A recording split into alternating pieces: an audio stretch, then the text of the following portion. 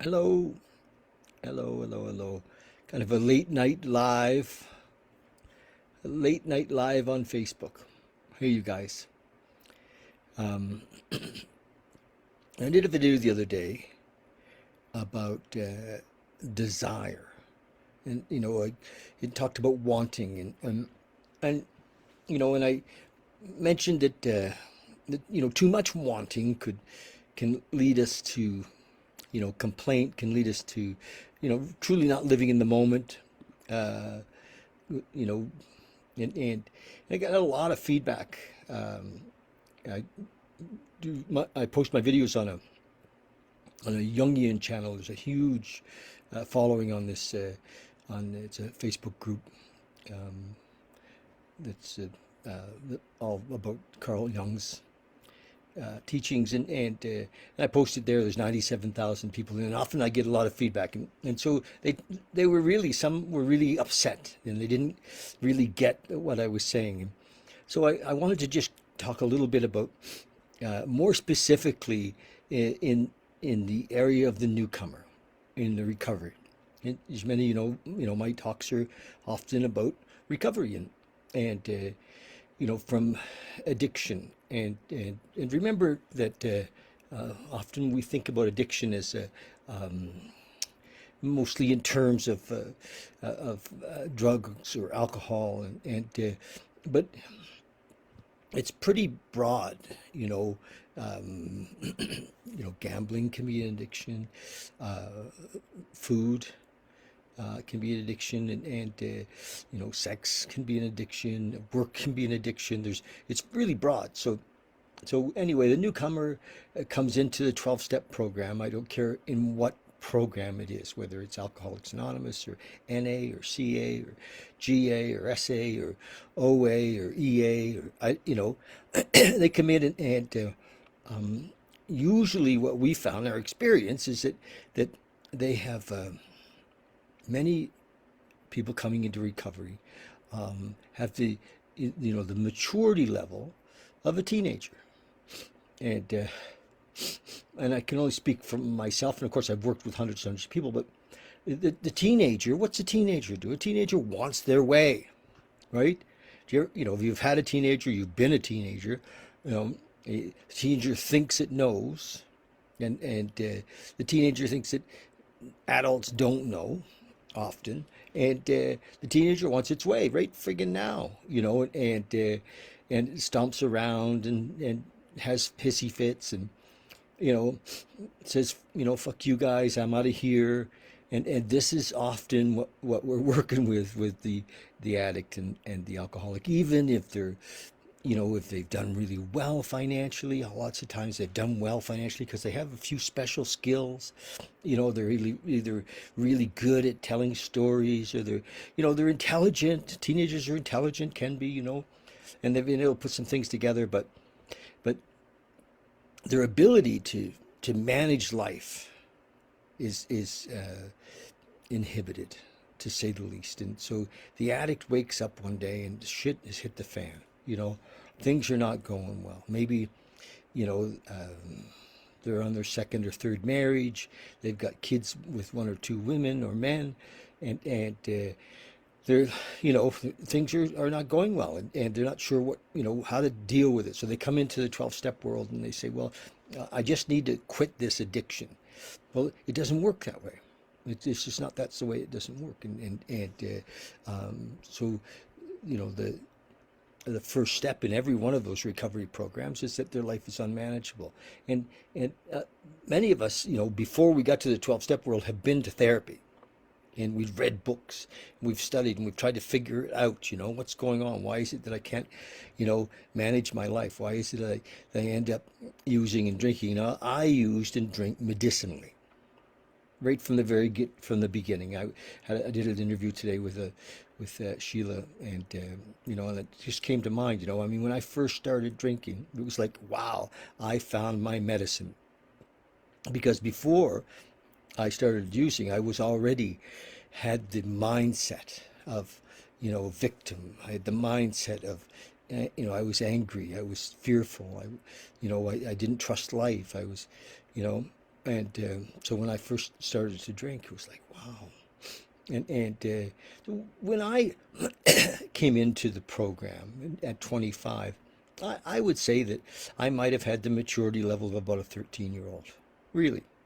I don't know what that, but I wasn't, so, I have to look at my own progress. It took a long time to just be able to get above water, you know, I mean, I'm so grateful that I stayed and that I kept with it. And because lots of times I didn't like it, I wasn't happy. I was, restless, irritable, and discontented in recovery, because it took me so long to see that I could not manage my life. So this was the thing that I wanted to share that with some of my friends in that Jungian group is that when I was saying that, desire is can be a problem. Well, it vibrates quite low generally when we're intensely desiring something. We're telling the universe we don't have it. All the teachings say, if it's something that you feel that, you'd like to have in your life, act as though you already have it. Act as though you already have it. Don't demand it. Just act as though you have it and recognize with gratitude, give thanks for having it. But the newcomer can't, even look after themselves. They're sober 2 or 3 months, and they got to have a new car, and they got to be with, they got to go be with somebody. They got to sleep with some gal. They got to, they got to be in a relationship. It's all of these things that they think are going to ease the pain, and because they use drugs and alcohol to ease the pain, and it won't ease the pain. It prolongs the process. And many of them have to go out again and again and again before they finally surrender. I don't know how to put it any other way. So, recognize that if you're new in recovery, and I mean kind of any time in the first 5 years, really, that the tools you're working with are from the psyche of an immature person. You won't like that. I don't give a shit if you like it or not. But it's just a fact. Can't trust your thinking.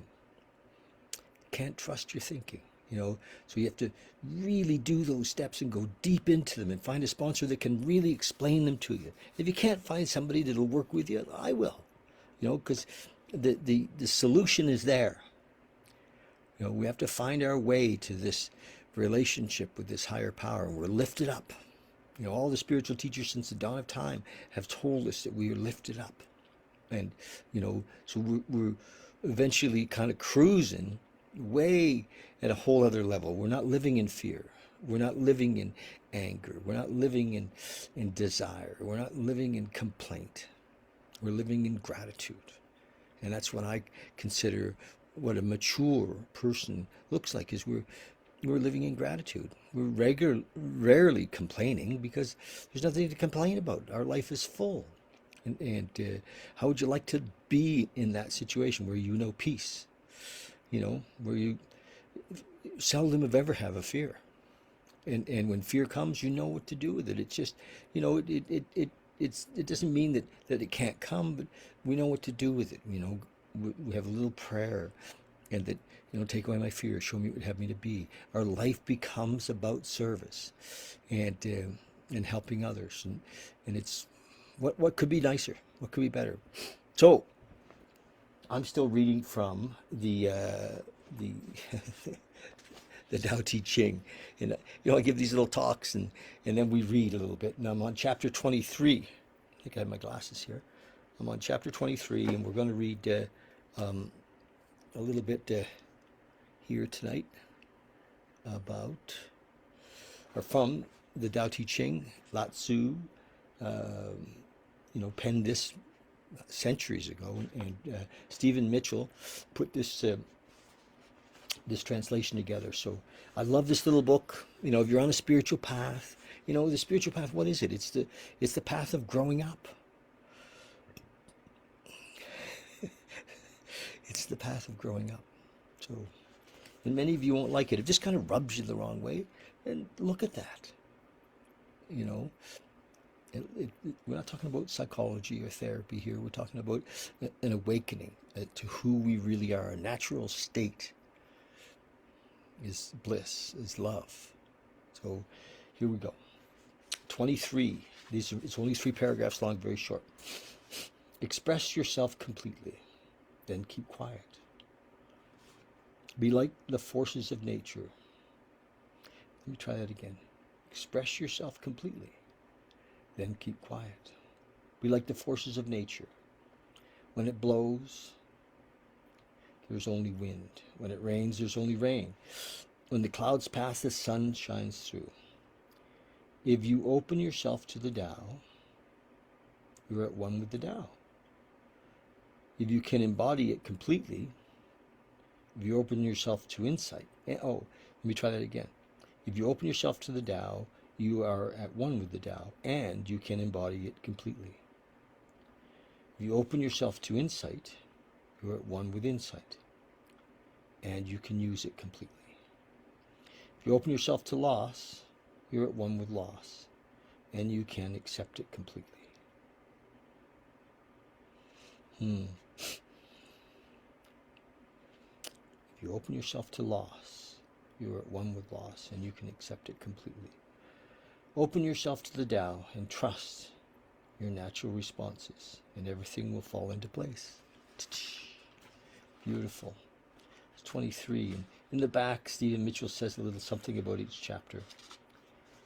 And, and he had one line on chapter 23. He says, trust your natural responses. In his language, that was trust the intelligence of the body.